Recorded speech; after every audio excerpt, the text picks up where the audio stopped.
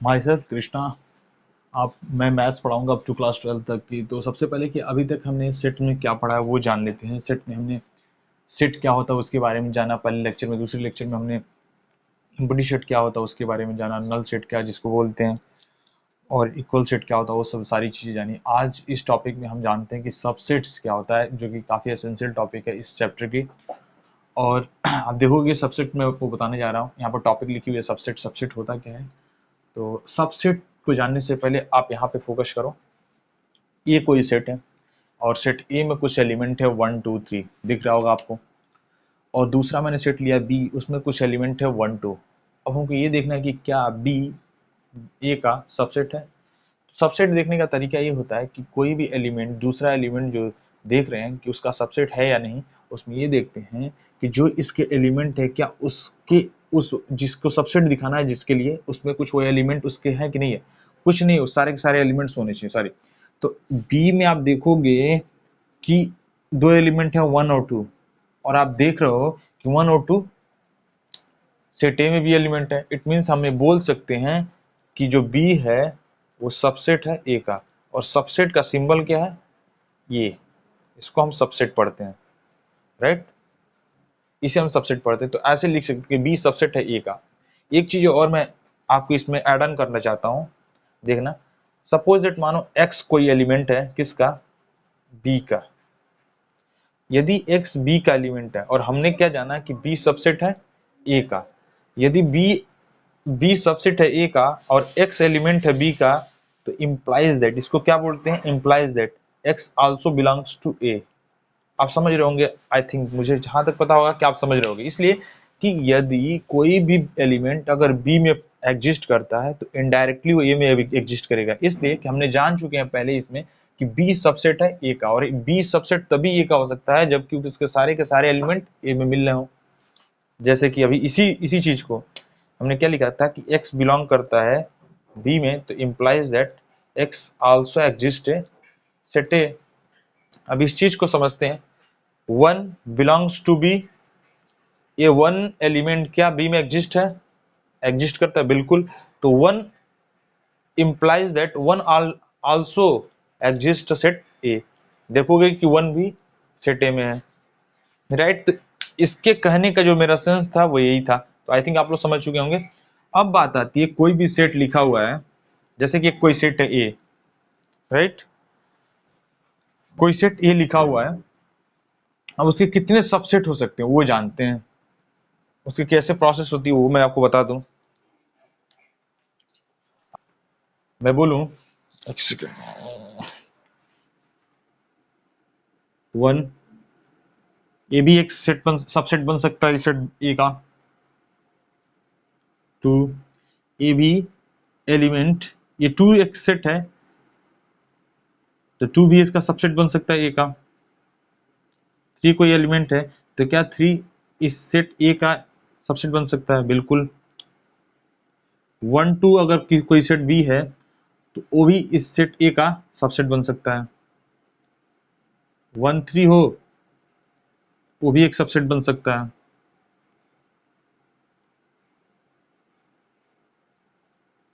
2 3 वो भी सबसेट बन सकता है इसका। तो ये देखते हैं कितने सबसेट इसके पॉसिबल है सेट ए के। अब बात आती है 1 2 3, ये भी एक सबसेट बन सकता है। कोई भी सेट वो अपने आप का खुद ही एक सबसेट होता है, तो जो सेट में एलिमेंट्स दिया वो खुद भी एक सबसेट हो सकता है। अब बात आती है एक और सेट फाई, जिसको हमने पढ़ा था नल सेट या इम्पटी सेट। तो इम्पटी सेट किसी भी सेट का सबसेट हो सकता है। जैसे हम मैथ्स में ये पढ़े कि कोई नंबर दिया है 5 10 15, कोई भी नंबर ऐसा देता है तो हमको पता है कि कोई भी नंबर दिया उसमें 1 से मल्टीप्लाई करने पर कोई इंपैक्ट नहीं पड़ता, 5 आ जाता है। तो 1 सबका मल्टीपल होता है ना, ठीक वैसे ही सेट में 5 सबका सबसेट होता है। आई थिंक आपको समझ में आ चुका होगा। तो और कभी भी ऐसे मत लगा दीजिएगा, ऐसे ऐसे सेट नहीं बनाना है, इस तरीके से गलत हो जाएगा। या तो 5 लिखिए या तो ऐसे लिखिए, ये मैंने आपको पहले वीडियो में बता चुका हूं, राइट। तो आप देखोगे कि कितने इसके सबसेट बन रहे हैं। इस सेट के कितने सबसेट बन रहे हैं? 1 2 3 4 5 6 7 8, राइट। बात आती है सबसेट निकालने के लिए। लेकिन कभी कभी क्या होता है कि ऐसे न देकर डायरेक्टली क्वेश्चन में, मल्टीपल चॉइस क्वेश्चन में ऐसे पूछ दें में कितने सबसेट बन सकते हैं, इस सेट ए के कितने सबसेट बन सकते हैं। तो आपको डायरेक्टली कैसे जल्दी से जल्दी निकालना होगा, तो क्या उसका एक फार्मूला होता है 2 टू द पावर n। तो n क्या है, नंबर ऑफ एलिमेंट्स। n क्या है, नंबर ऑफ n क्या है, number of element, right. n जो है नंबर ऑफ एलिमेंट, तो नंबर ऑफ एलिमेंट क्या है 1 2 3, 3 नंबर ऑफ एलिमेंट है, तो 2 to the power 3 equals to 8। और 8 ही तो हमने अभी क्या निकाला था, सबसेट, 8 सबसेट होगा, 8 सबसेट निकाल दिया। एक और एग्जांपल के थ्रू मैं समझा देता हूं आपको। कोई 20 सबसेट है, उसमें कुछ एलिमेंट है A B C D E, ऐसे कुछ एलिमेंट है। अब इसके कितने सबसेट बन सकते हैं, कितने सबसेट पॉसिबल है, वो कैसे करेंगे। तो हमको पता है फार्मूला है 2 to the power n। n क्या है, नंबर ऑफ एलिमेंट, तो 1 2 3 4 5, तो n की वैल्यू क्या है 5, तो 5 रख दो, तो कितना हो जाएगा बताओ 32। तो 32 इसके सबसेट बन सकते हैं। समझ में आ रहा है, चलो तो आगे बढ़ते हैं, समझ में आ रहा है तो। अब बात आती है नंबर लाइन पे कोई सबसेट लिखा हुआ है। अब इसे पढ़ते कैसे हैं या इसको कैसे लिखते हैं, ये चीजें जान लेते हैं। आप देखोगे यहाँ पे 1 less than equals to x, x less than equal to 2। तो जहां पे लेस देन या ग्रेटर देन के साथ साथ इक्वल का भी साइन हो, वहां पे हम क्लोज इंटरवल लगाते हैं। इसको क्लोज इंटरवल पढ़ते हैं, इसको क्लोज इंटरवल पढ़ते हैं, क्लोज इंटरवल पढ़ते हैं, राइट।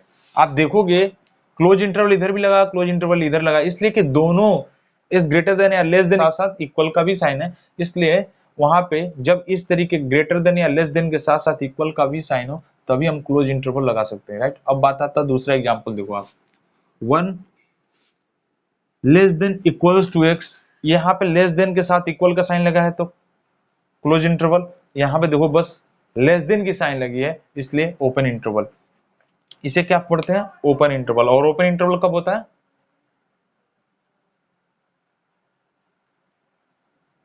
ओपन इंटरवल तब होता है जब इक्वल का साइन नहीं हो, राइट। समझ में आया। यहाँ पे देखो, यहाँ पे इक्वल का साइन नहीं है, तो दोनों जो है क्या लग गया, ओपन इंटरवल। यहाँ पे देखो इक्वल का साइन नहीं है, यहाँ पे ओपन इंटरवल। यहाँ पे इक्वल का भी साइन है, ग्रेटर देन के साथ रहेगा तभी एक क्लोज इंटरवल लगेगा, राइट। तो समझ में आ गया ओपन इंटरवल कब लगता है, क्लोज इंटरवल कब लगता है। बात इसलिए आती है, कंडीशन यहाँ पे क्यों हो जाता है, जैसे कि वहां पे एक लिखा था 1 less than equals to x greater than equals to 2, यहाँ पे लिखा था 1 greater than equals to x less than, ऐसे लिखा था ना। इसको लिखने का जब आप तरीका आप जानते थे, ऐसे लिखे हुए आपने, तो क्या लिखा था, ऐसे दोनों तरफ क्लोज इंटरवल इसलिए लगा था कि यहाँ पे ग्रेटर देन या लेस देन के साथ साथ इक्वल का भी साइन है, तो आप x की जो वैल्यू होगी क्या होगी 1 या 2 हो सकती है क्लोज इंटरवल में। बात जब यहाँ पे आई है, यहाँ पे लेस देन या इक्वल्स टू पास है, तो यहाँ पे हमने क्लोज इंटरवल तो लगा दिया, लेकिन यहाँ पे ग्रेटर देन या लेस देन के साथ साथ इक्वल का साइन नहीं, तो यहाँ पे क्लोज इंटरवल लग गया, राइट। लेकिन एक चीज और, इसे क्या पढ़ते हैं वो चीज जान लेते हैं। यहाँ पे देखो, इसको क्या पढ़ते हैं, एक्सक्लूड। इसको पढ़ते हैं इंक्लूड।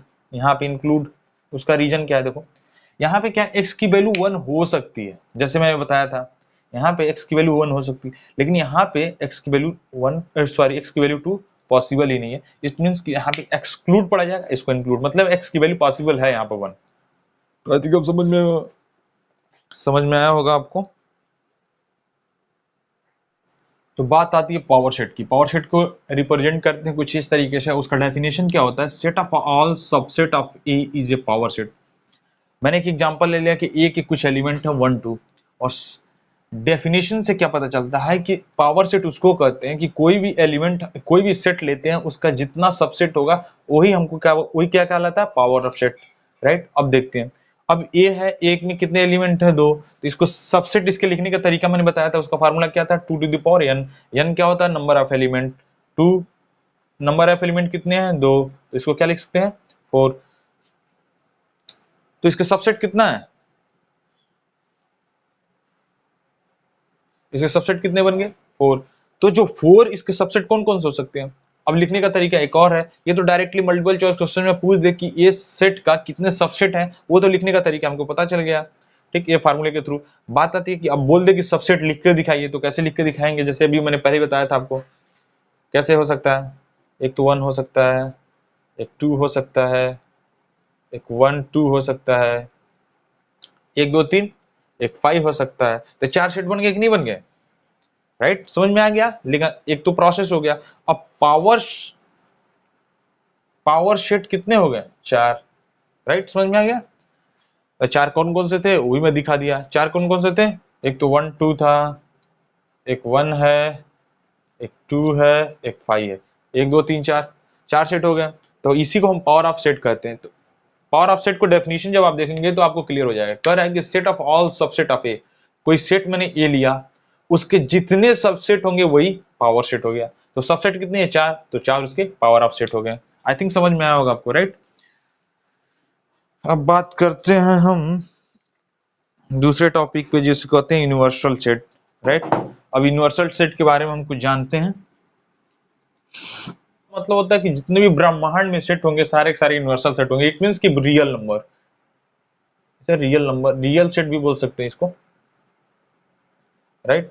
अब बात आती है यूनिवर्सल में। अब कोई सेट ए है, ए में कुछ भी एलिमेंट रखो, 1 2 3 4 5 डॉट डॉट डॉट, कुछ भी एलिमेंट होगा तो यूनिवर्सल सेट का वो सबसेट ही हो जाएगा। इसलिए कि यूनिवर्सल का मतलब होता है रियल नंबर। नंबर जितने भी एग्जिस्ट करते हैं सारे के सारे रियल नंबर ही होंगे, राइट? तो इसके बारे में समझ लिया हमने। यूनिवर्सल सेट क्या होता है वो भी हमने समझ लिया। अब बात आती है अगले टॉपिक की। अगला टॉपिक क्या है?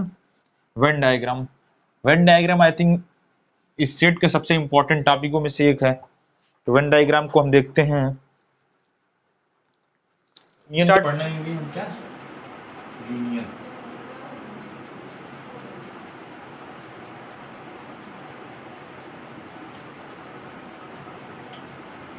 यूनिवर्सल सेट के बाद हमको पढ़ना है ऑपरेशन ऑफ सेट।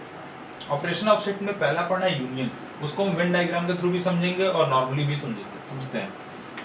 बात आती है कोई ए है कोई बी है, यूनियन को हम कैसे इंडिकेट करते हैं? कुछ इस तरीके से, राइट? यूनियन, इस एग्जांपल को सॉल्व करने से पहले यूनियन को समझते हैं। यूनियन इन अदर वर्ड्स, दूसरी लैंग्वेज में बोल दूं, यूनियन इट मींस कि सम या all the number are both set. जितने भी नंबर होंगे बोथ, दोनों के दोनों सेट के, वो सारे सारे नंबर एग्जिस्ट करेंगे। यूनियन कहने का सेंस ये है। जैसे कि आपको एग्जांपल के थ्रू मैं समझा दूं यहाँ पे,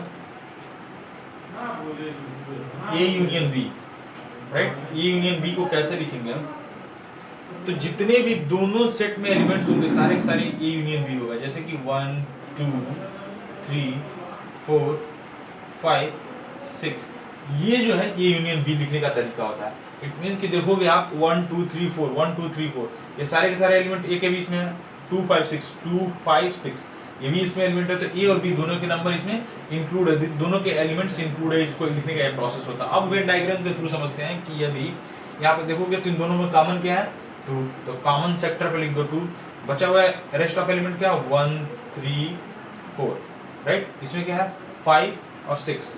लेकिन इसमें यूनियन लिखने का सेंस है कि जितना ही सेट ए में हो, जितना सेट बी में एलिमेंट है, सारा का सारा यूनियन होता है। तो यूनियन को ऐसे हम कर लें, डायग्राम के थ्रू समझते हैं इसको। आप समझ सकते हो कि यूनियन, ये जितना भी ऐसे डॉट लाइन लाइन किया गया इसमें, इट मींस कि जितना भी सेट ए और सेट बी में एलिमेंट्स है सारे के सारे यूनियन कहलाते हैं, राइट? अब बात आती है दूसरा ऑपरेशन ऑफ सेट में। दूसरा टॉपिक आपको पढ़ते हैं इंटरसेक्शन। लास्ट टॉपिक है, आई थिंक कंप्लीट होने वाला है। उसके बाद आप लोग एक्सरसाइज करना, अगर कोई प्रॉब्लम होती है तो मैं बताऊंगा।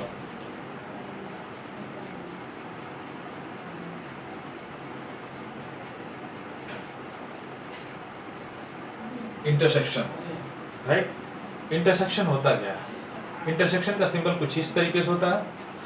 और जैसे कि अभी एग्जांपल मैंने ए और बी लिया था, दो सेट, वैसे ही ले लेता हूँ कोई सेट 1 2 3 और 4, ऐसे कोई सेट ले लिया। और बी में कोई है ले लिया हमने